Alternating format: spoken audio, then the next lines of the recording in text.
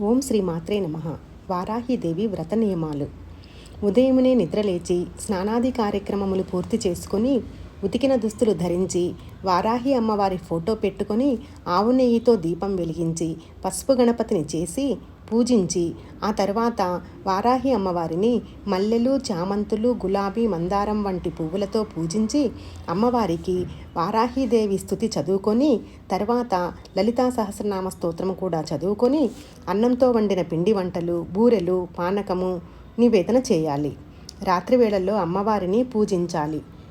9వ రోజున మనకు దగ్గరలో ఉన్న ఏ అమ్మవారి దేవాలయం కానీ వెళ్ళి చీర, జాకెట్టు, గాజులు, కాటుక, గోరింటాకు, అత్తరు, దువ్వెన, పువ్వులు, తమలపాకులు, పండ్లు, వక్కలు మొదలైనవి అమ్మవారికి సమర్పించి అమ్మవారి కృపా కటాక్షాలు పొందగలము.